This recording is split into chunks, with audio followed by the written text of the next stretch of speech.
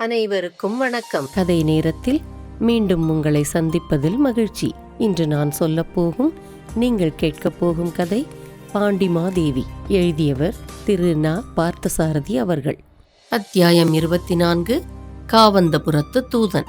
இந்த அத்தியாயத்தின் கதை நிகழ்ச்சியை தொடங்குவதற்கு முன்னால் நேயர்களுக்கு ஒரு சில சரித்திர உண்மைகளை தெளிவாக சொல்லிவிட வேண்டியது அவசியமாகிறது. பாண்டியர் அரச மரபு பற்றியும் அவர் வீரச் செயல்கள் பற்றியும் சிறிது அறிந்து கொண்டால் கதையின் மேற்பகுதிகளை நன்றாக விளங்கிக் கொள்வதற்கு முடியும். அளவற்று பரந்த காலத்தின் பேரெல்லைக்கும் எட்டாமல் விரிந்து கொண்டே போகின்ற பழமையை தன் குலச் செல்லமாக கொண்ட பாண்டியர் மரபின் முதல் அரசன் வடிம்பலம்ப நின்ற பாண்டியன். நிலந்தரு திருவின் நெடியோன் எனவும் மாகீர்த்தி எனவும் சிறப்பு பெயர்கள் பூண்டிருந்தான். இம்மன்னன் தமிழ் மொழியின் முழு முதல் தனி நூலாகவும் இலக்கண களஞ்சியமாகவும் விளங்கும் தொல்காப்பியம் இவன் அவையில் பெரும் புலவராக விளங்கிய அதங்கோட்டாசிரியர் தலைமையில்தான் அரங்கேற்றம் பெற்றது.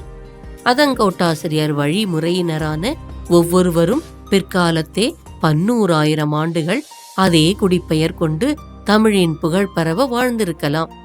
இந்த கதையில் வரும் அதங்கோட்டாசிரியர் பழைய அதங்கோட்டாசிரியரின் பிற்கால தலைமுறையரில் ஒருவராக இருக்க வேண்டும் என்று கொண்டு இந்த கதைக்காக கற்பனை செய்யப்பட்ட பாத்திரமாவார்.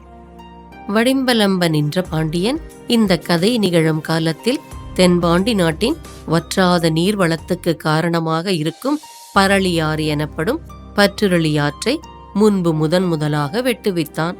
கடல் தெய்வத்தை வழிபட்டு கொண்டாடும் முன்னீர் விழா என்ற விழாவை ஏற்படுத்தினான். தலைச்சங்கத்தின் இறுதியில் ஆண்ட பெரும் பேரரசனான இவன் காலத்துக்கு பின் பல்யாக சாலை முதுகுடுமி பெருவழுதி என்ற மன்னன் குறிப்பிடத்தக்கவன். இவர்கள் காலத்துக்கு பின் கடைச்சங்க காலத்துக்கு முன்னுள்ள கால இடைவெளி பாண்டியர் வரலாற்றின் இருள் சூழ்ந்த பகுதியாகும். கடைச்சங்கத்தின் முதல் பாண்டிய மன்னனாகிய முடத்திருமாறன் காலத்தில் குமரிமலை தொடரும் குமரியாரும் குமரி நாடும் ஆகிய தென்பாண்டி நாட்டின் தென்கோடி நிலப்பரப்பு முழுவதும் கடல் கோளால் அழிந்தது. இனிய பெருங்கனவு போல் அழகிய சுவை காவியம் போல் சிறந்து இலங்கிய கபாடபுரம் என்ற நகரத்தை கடல் விழுங்கிவிட்டது. முடத்திருமாறனுக்கு பின் 15 பாண்டிய அரசர்களின் வழிமுறைக்கும் அப்பால் இறுதி மன்னனாகிய நம்பி நெடுஞ்செழியனோடு கடைச்சங்க பாண்டியர் மரபு முடிந்து விடுகிறது. நம்பி நெடுஞ்செழியனுக்கு பின் பாண்டிய நாட்டில் களப்பிரர்களின் ஆதிக்கம் ஏற்பட்டது. பாண்டியன் கடுங்கோன் தலையெடுத்த பின்பே பாண்டிய நாட்டில் களப்பிரர் ஆட்சி ஒழிந்தது. தன் பாலுரிமை நன்கணம் அமைத்த மானம் போர்த்த தானே வேந்தன் ஒடுங்கா மன்னர் ஒளி நகர் அழித்த கடுங்கோன் எனும் கதிர்வேல் தென்னன் என்று அவன் புகழை வேள்விக்குடி செப்பேடு போற்றி பாடியது. கடுங்கோன் முதலான பிற்கால பாண்டியர் வழியில் கோச்சடையன் ரணதீரன், நெடுஞ்சடையன் பராந்தகன் முதலிய புகழ்பெற்ற அரசர்கள் எல்லாம் ஆண்டு முடித்த பின் வரகுண மகாராசன் என்னும் ஈடு இணையற்ற பேரரசன் முடிசூட்டி கொண்டான். பிறவி கடலை கடக்கும் ஞான தூணியாம் திருவாசகத்தை எழுதிய மாணிக்கவாசகப் பெருமான் இவ்வரசன் காலத்திலேயே வாழ்ந்துள்ளார். சைவ திருமறைகளின் தொகுப்பாசிரியராகிய நம்பியாண்டார் நம்பி தம்முடைய கோவில் திருப்பண்ணியார் விருத்தத்தில் வரகுண மகாராசனை புகழ்ந்திருக்கிறார். வரகுணனின் புதல்வனான சீமாறன் சீவல்லபன் தன் இரு மக்களுள் மூத்தவனான வரகுணவர்மனுக்கு பட்டம் சூட்டி கொண்டான். இவனுக்கும் வானவன் மாதேவி எனும் பட்டத்தரசிக்கும் பிறந்த புதல்வனே இந்த கதையில் வரும் ராஜசிம்மன். இனி இங்கே தலைப்பில் காணும் கரவந்தபுரம் பற்றி காண்போம். தென்பாண்டி நாட்டுக்கும் வடபாண்டி நாட்டுக்கும் நடுவே நெல்வேலி கோட்டத்து தென்கோடியில் பாண்டிய பேரரசருக்கு உட்பட்ட சிற்றரசு ஒன்று இருந்தது. கோட்டையும் கொத்தளமாக பாதுகாப்பு அமைப்புடன் கரவந்தபுரம் என்ற பெயர் கொண்டு புகழ் பரப்பியது. இந்த கதையில் வரும் ராஜசிம்மனின் தந்தையான சடையவர்ம பராந்தகனின் காலத்தில் கரவந்தபுரத்து கோட்டையும் அதன் ஆட்சி உரிமையும் உக்கிரன் எனும் குறுநிலவேல் கையில் இருந்தது. செருக்கின் காரணமாக உக்கிரன் பாண்டிய பேரரசை அவமதித்தான்.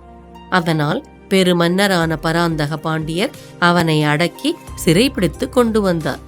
பாண்டியன் சிறையில் சில திங்கள் துன்புற்ற பின் ஒப்புக்கொண்டு மீண்டும் தன் கோட்டையை பெற்றான் உக்கிரன்.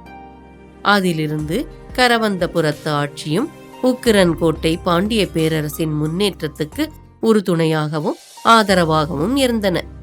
கரவந்தபுரத்து கோட்டை உக்கிரனுடைய மகன் உரிமையாயிற்று. இதன்பின் பாண்டி நாட்டு அரசியலில் இளவரசரான ராஜசிம்மனுக்கும் அவன் தாய் வானவன் மாதேவிக்கும் ஏற்பட்ட குழப்பம் நிறைந்த சூழ்நிலைகளையும், வடபாண்டி நாட்டையும் மதுரையையும் வடதிசை மன்னர் வென்று கைப்பற்றியதையும், ராஜசிம்மன் தலைமறைவாக சென்றதையும் கதையை படித்து வரும் நேயர்கள் அறிவார்கள். எஞ்சிய தென்பாண்டி நாட்டின் வடக்கு எல்லையாக இருந்தது கரவந்தபுரமே.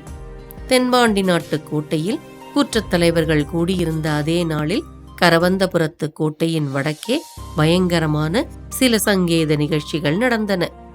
அதன் சிற்றரசனாக இருந்த பெரும் பெயர் சாத்தன் அதிர்ச்சி அடைந்து போய் உடனே அரண்மனையில் மகாராணியாரை சந்தித்து விவரங்களை அறிவிப்பதற்காக ஒரு தூதனை அவசரமாகவும் பரம ரகசியமாகவும் அனுப்பினான்.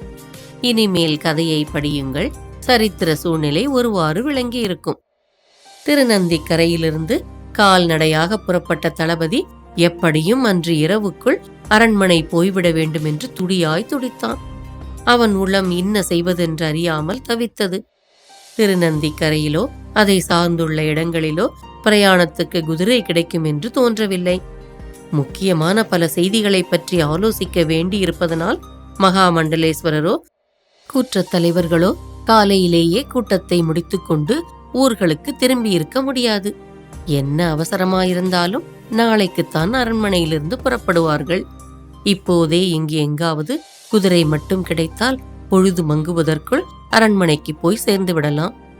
இப்படி பலவாறு சிந்தித்த பின் கால்நடையாகவே முன்சிறை வரை செல்வதென்றும், அங்கே யாரிடமாவது தேடி பிடித்து குதிரையை வாங்கிக் கொள்ளலாம் என்றும் ஒரு முடிவான தீர்மானம் செய்து கொண்டு புறப்பட்டான் வல்லாளத்தேவன்.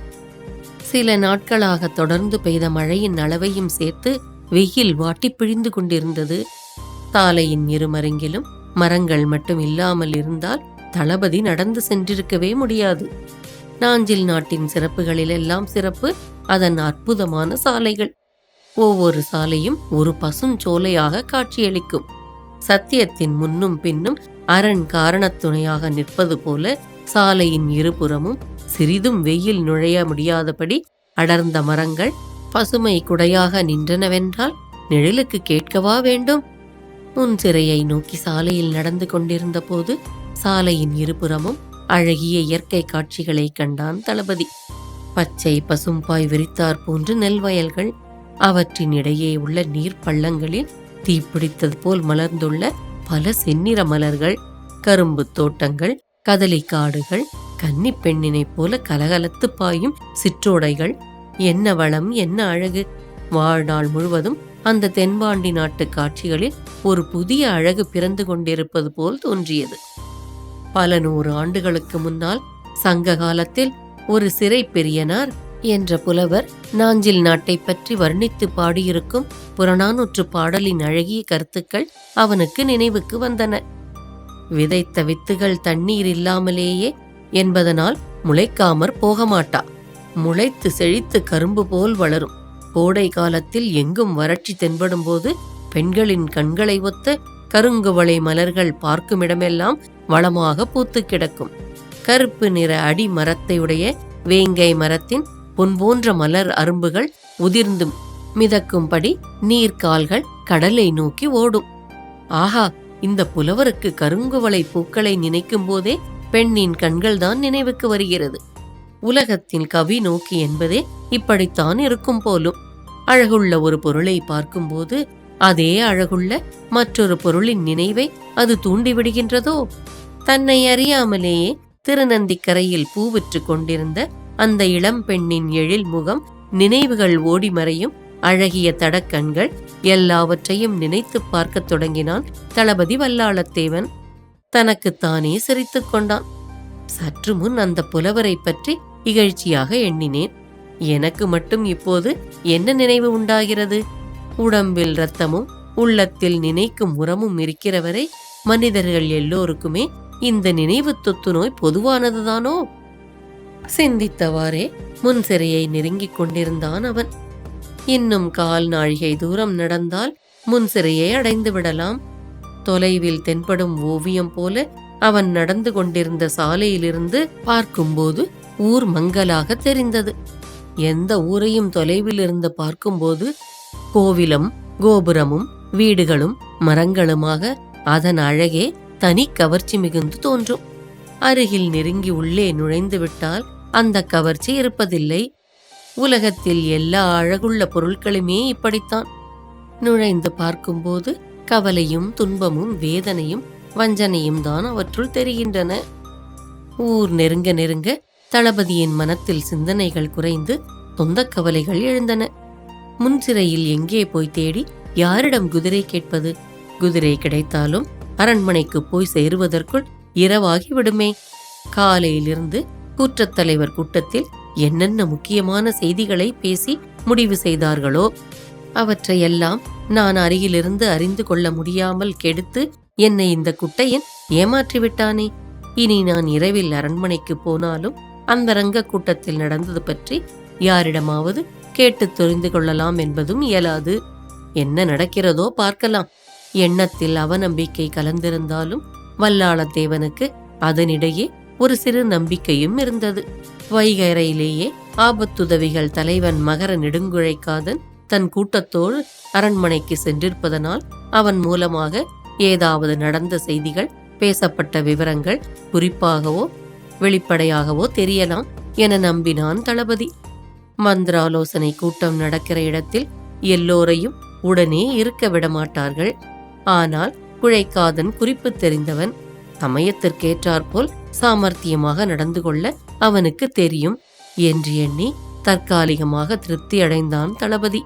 நேரே முன்சிறை அரங்கோட்டத்துக்கு போனால் அங்கே பகல் உணவை முடித்துக் கொள்ளலாம். அரங்கோட்டத்தில் இருப்பவன் கூட நாராயணன் சேந்தனின் தமையனான அண்டராதித்த வைணவன்தானே. அவனிடமே அவனுடைய தம்பி செய்த வஞ்சனையை விவரித்து நம்முடைய அவசர நிலையையும் கூறி ஒரு குதிரை சம்பாதித்து தருமாறு கேட்கலாம். நாராயணன் சேந்தனைப் போல் அடங்காப்பிடாரி இல்லை அவன் தமையன். பரமசாது, அப்பாவி மனிதனும் கூட. நாம் சொன்னால் உடனே கேட்பான் என்று எண்ணியவனாக ஊருக்குள் நுழைந்து அரங்கோட்டத்துக்கு செல்லும் பகுதியில் நடந்தான் மல்லாளத்தேவன். அரங்கோட்டத்து வாசலை அவன் நெருங்கிய போது அங்கே அண்டராதித்த வைணவனும் அவன் மனைவி கோதையும் நின்று கொண்டு யாரோ ஒரு குதிரை வீரனை வழியனுப்பி கொண்டிருந்தனர். குதிரையின் மேல் வீற்றிருந்தவன் அவர்களுக்கு வணக்கம் செலுத்தி விடை பெற்று கொண்டு புறப்படத் தயாராயிருந்தான். திடீரென்று தளபதி வல்லாளத்தேவன் கால்நடையாக அங்கு வந்து சேர்ந்தது அவர்களுக்கு வியப்பை அளித்தது. குதிரையின் மேல் இருந்தவன் பரபரப்படைந்து உடனே கீழே குதித்து தளபதியை வணங்கினான். அண்டராதித்தனும் கோதையும் கூட வணங்கினர். கரவந்தபுரத்து குறுநிலவேல் பெரும்பெயர் சாத்தனாரிடமிருந்து வருகிறேன். அவசர ஓலை ஒன்றுடன் அரண்மனைக்கு தூது அனுப்பப்பட்டிருக்கிறேன் என்று தளபதி வல்லாளத்தேவனுக்கு தன்னை அறிமுகப்படுத்திக் கொண்டான் புதியவன்.